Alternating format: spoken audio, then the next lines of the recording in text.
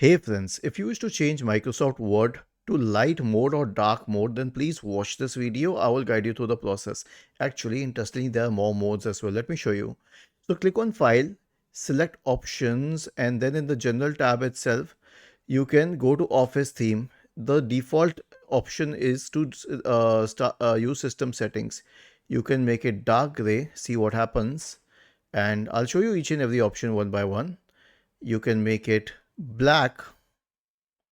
You can make it white, or you can make it colorful, in which you will see this blue color here.